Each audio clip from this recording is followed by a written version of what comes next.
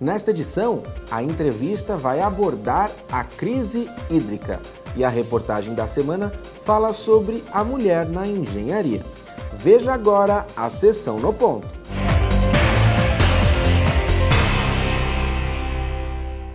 O projeto Cresce Brasil, Mais Engenharia, Mais Desenvolvimento, da Federação Nacional dos Engenheiros, FNE, entrou em 2016 numa nova fase, a fase de debates, e vai discutir os municípios. Nossa proposta é fazer um diagnóstico dos principais problemas nas médias e grandes cidades brasileiras e apresentar as soluções da engenharia para essas questões que afligem a população brasileira.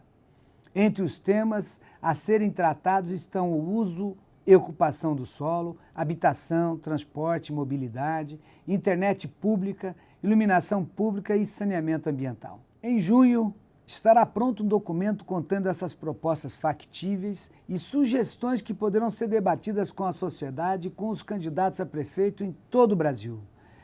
Participe você também dessa importante discussão pelo nosso site e pelas redes sociais.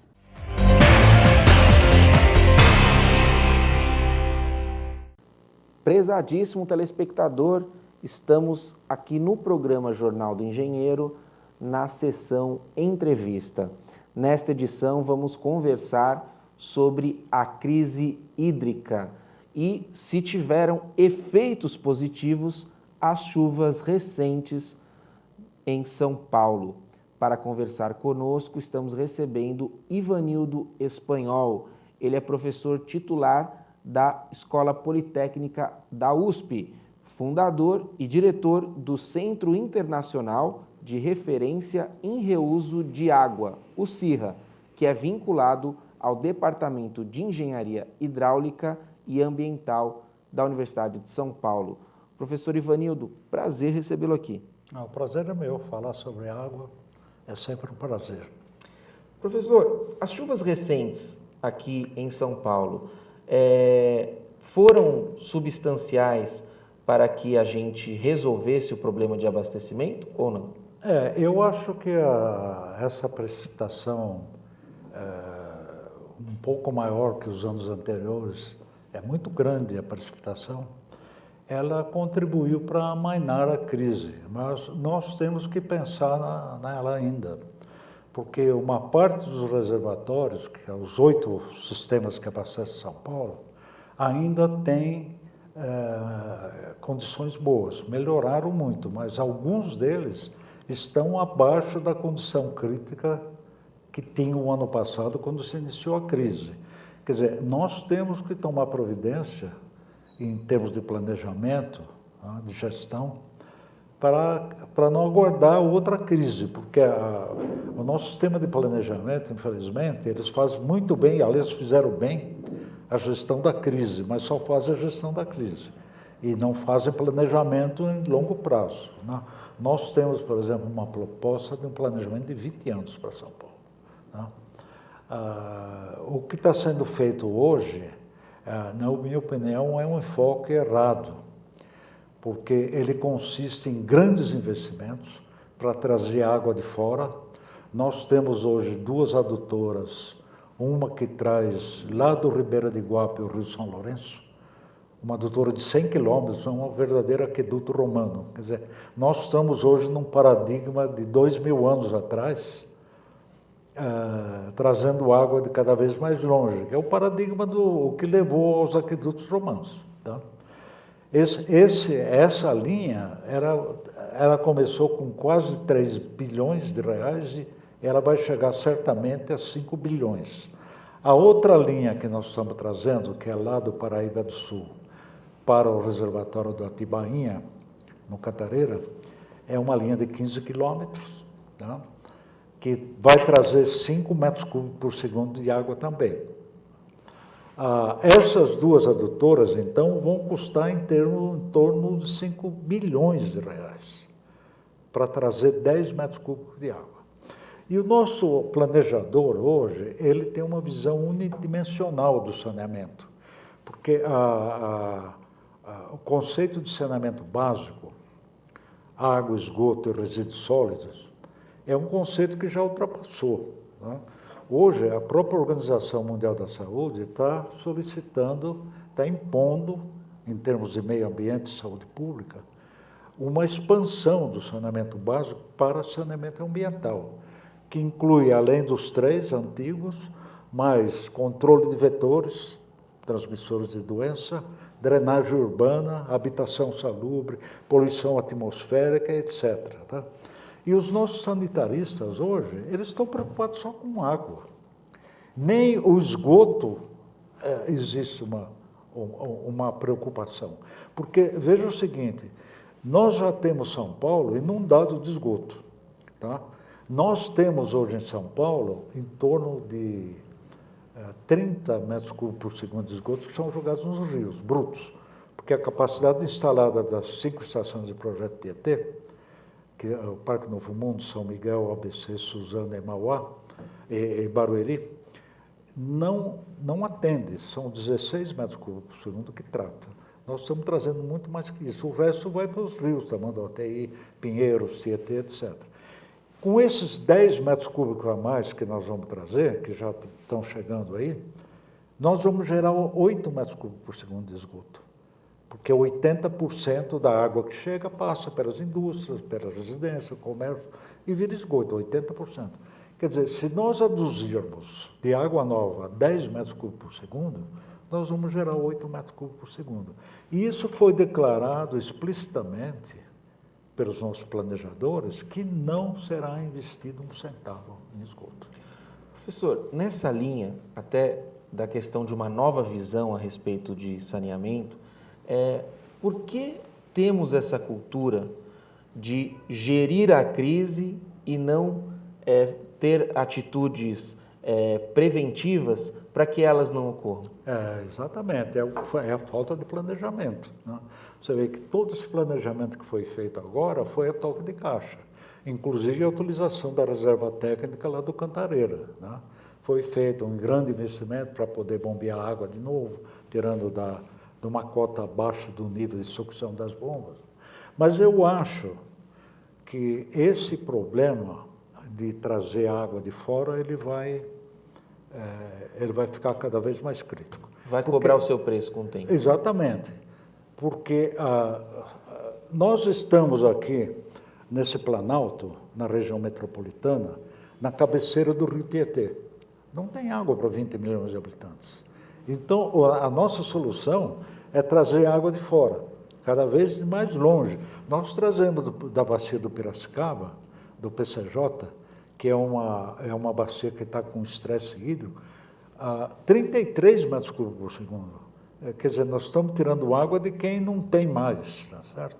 A situação lá na bacia, em termos de investimento, expansão industrial, está limitada, porque não tem água.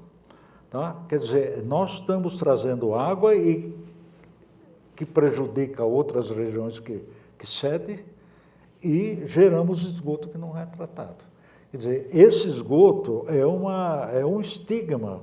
A região metropolitana de São Paulo não merece isso. E não é só a região metropolitana, é o Médio Tietê. Porque o esgoto, a maior parte, desce, pegando as barragens Bariri, a primeira é Barra Bonita, depois Bariri, Bitinga, etc. É uma área que está toda poluída. E nós vamos trazer agora mais 8 metros cúbicos por segundo de esgoto. Então, essa proposta de trazer água cada vez mais longe, a custos extraordinários, ela vai deixar de existir. Primeiro, pela conscientização popular. O povo já viu agora, principalmente nessa crise, o valor da água, a conscientização e o fortalecimento dos comitês de bacia e o aquecimento global. Se ocorrer aquecimento global, e os modelos mostram um aquecimento grande aqui na região sul e sudeste, a precipitação pluviométrica aqui vai cair drasticamente. Então, não vai parar esse negócio de trazer água de uma bacia para outra. Tá? Quer dizer, a única solução que eu vejo é o reuso, a chamada água de dentro. É reusar a água que está aqui, o que está sendo feito no mundo inteiro. E aí eu pergunto, além da falta de planejamento, por que a utilização da água de reuso não se torna um caminho apostado pelo poder público aqui? Há interesses econômicos? Quais são os desafios que fazem com que isso não seja implantado? Eu não posso afirmar que tem interesses econômicos, mas o meu ponto, que eu tenho certeza, é uma falta de decisão. Hoje, os promotores do saneamento aqui, eles têm um corporativismo maior que o do Vaticano, entendeu? Que nada entra. Então, as propostas que vêm dos técnicos de fora não abalam. Então, eles são firmes no planejamento de longas adutoras. Por exemplo, esse custo dessas duas linhas, de 5 bilhões de reais, com menos da metade disso, nós poderíamos empregar em tratamento de esgoto de 10 metros cúbicos por segundo. Os mesmos 10 com a metade do custo. Mas isso não comoveu. Quer dizer, tem restrições, né? Quando se fala, por exemplo, reuso urbano potável, hoje nós temos tecnologia para tornar qualquer esgoto em água potável, ou mais que potável, para a indústria farmacêutica. É caro? É metade do preço do custo dessas adutoras. E nós temos tecnologia também para validar a qualidade de água, para garantir que nós vamos ter água segura. O povo, quando for educado com relação a isso, ele vai aceitar, porque ele sabe que vai ter uma água de qualidade muito melhor do que aquela que é distribuída hoje, com sistemas de tratamento avançado e uma água certificada.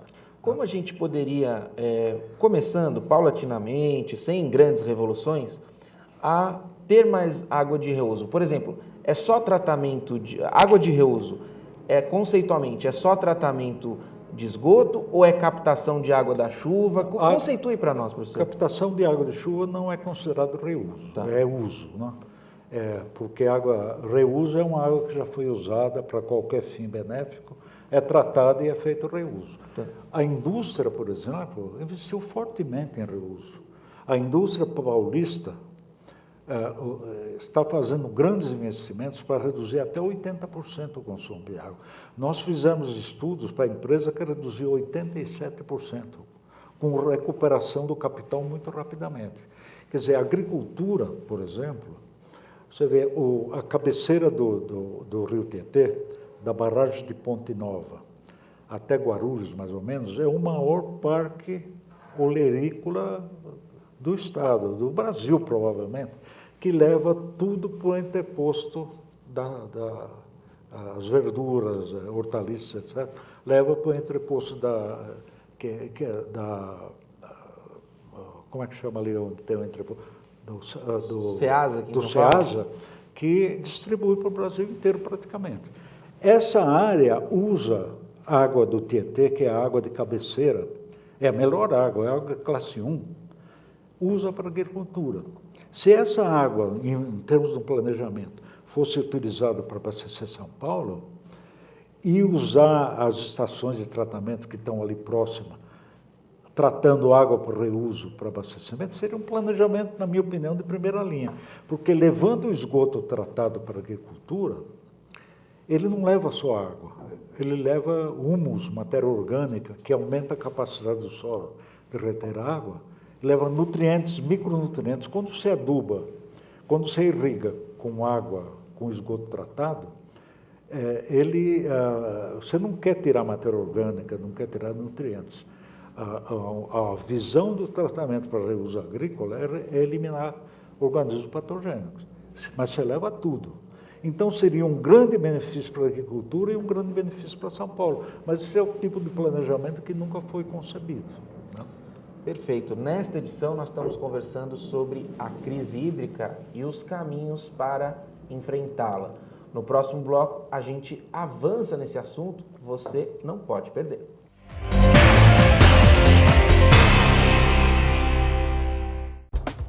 Os associados ao CESP contam com uma assessoria jurídica própria, sempre pronta a esclarecer todas as dúvidas.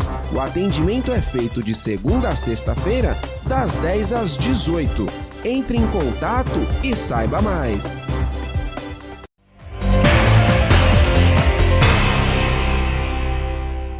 Estamos de volta na entrevista do Jornal do Engenheiro. nesta edição falando sobre a crise hídrica, que é um problema nacional, mas atingiu fortemente o estado de São Paulo, em especial a sua capital, São Paulo também. Professor Ivanildo, falamos do reuso de água no bloco anterior e a gente, infelizmente, constata que no Brasil a cultura dessa prática ainda não é disseminada. Esperemos que com o tempo assim o seja. Mas e no mundo? Temos bons exemplos de reuso de água que podem servir aí de inspiração para nós? Uma grande quantidade. O primeiro que eu citaria é Windhoek, a capital da Namíbia. Há 40 anos eles têm um sistema de distribuição de reuso potável direto. É um tratamento avançado e é colocado na rede. Trata o esgoto. Trata o esgoto. E as pessoas e vão para as torneiras das pessoas? E vão para as torneiras. Eu passei, inclusive, 10 dias em Windhoek e fiz questão de tomar água da rede e sobrevivi. Não tive nenhum problema sério. Há 40 anos, os estudos epidemiológicos que foram feitos mostraram que não tem nenhuma doença vinculada ao abastecimento de água. Perfeito. Os Estados Unidos têm 5 estações, né? O Texas tem Big Springs e agora eles liberaram a Wichita Falls, que já está operando. A Austrália tem estações, a África do Sul tem estações, a Bélgica tem estações, Singapura é o caso a ser citado. Singapura tem um programa que não se desperdiça uma gota de esgoto e nem uma gota de água de chuva. Eles aproveitam tudo. Né? Então, esse sistema de reuso potável direto, a tecnologia hoje está muito avançada e é o mais barato. Porque, veja o seguinte, se você tiver um sistema completo de abastecimento de água, que compreende a estação de tratamento mais a rede de distribuição, o custo da rede de distribuição é 2/3 do total. É o mais caro. Se você fizer reuso potável direto, você não precisa da rede de distribuição. Você usa a mesma rede existente e as suas ampliações futuras. Então, o custo ainda sobra recurso para você investir num tratamento seguro avançado. É isso que os países estão vendo, que o custo do reuso potável direto, ele é compatível, nos países em que houve uma rejeição popular, isso existe normalmente, nós temos. Né? Tomar uma água que há pouco tempo era esgoto. Né? Na realidade, a água deve ser avaliada não pela sua história, mas pela sua qualidade. Entendeu? Essa foi uma... E os países promoveram essa motivação popular através de televisão, rádio, jornais, encontros comunitários, utilizaram esses órgãos formadores da opinião pública, como é aqui o Lions, Rotary, etc. E o povo percebeu a vantagem disso, segurança na distribuição e segurança de qualidade. Tá? Isso é o que nós teríamos que promover aqui no Brasil, em vez de trazer água a custos altíssimos e que geram esgoto que não é tratado. Esse é um absurdo em termos de ambientais e de saúde pública. Professor Ivanildo, a questão do reuso, se precisa desse debate, então, que ele seja feito, que dure o tempo que precisar, espero que não dure tanto tempo assim. Porém, uma prática que talvez, se implantada, fosse consenso e não teria nenhum repúdio aí popular, é a questão da captação de água de chuva em grandes telhados, que poderiam ser usados, por exemplo, na parte hidráulica, para os jardins e tudo mais. Por que também esse tipo de sistema não avança? Porque nós temos hoje uma linha de planejamento que é só trazer água. Não está esse é o nosso modal principal. Vamos trazer água. Vamos trazer água e não se preocupe com as consequências. Tá? Nem com o custo, nem com os problemas ambientais de saúde pública que gera. É para mostrar que os romanos estavam certos. Eles estavam certos. Só que no tempo errado. No tempo errado, exatamente. E eles não tinham a tecnologia que nós temos hoje, não podiam bombear água. Quer dizer, o aqueduto tinha que descer, né? Tem que descer por gravidade. Era gravidade.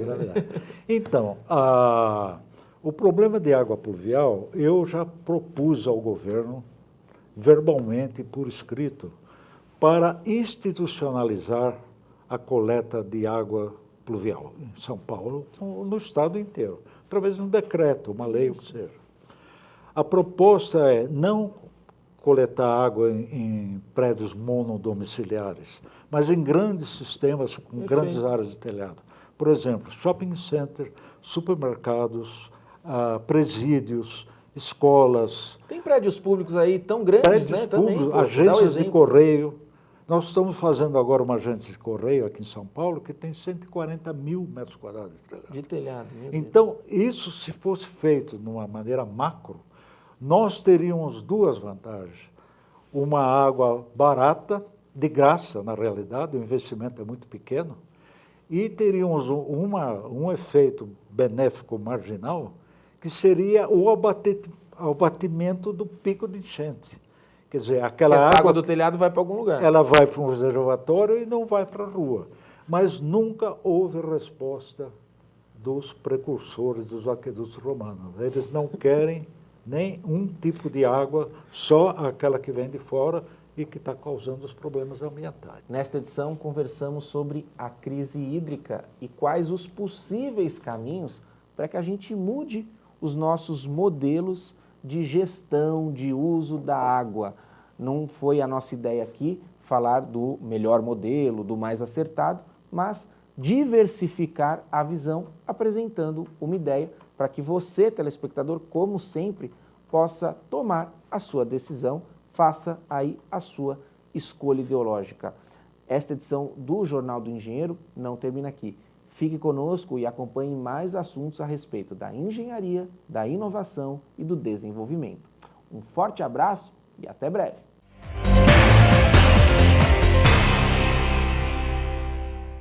A reportagem desta semana aborda os desafios e avanços da participação feminina na engenharia e fala também sobre a importância das mulheres na atuação sindical. De acordo com o estudo do DIEESE, em 1995, as mulheres representavam 11% de profissionais na engenharia. Em 2013, essa participação alcançou 19%. Para falar sobre isso, o JE na TV conversou via internet com a dirigente da Delegacia Sindical do CESP em Piracicaba, Fabiane Ferraz. O ingresso, na verdade, das mulheres, está acontecendo no mercado de trabalho como um todo, né?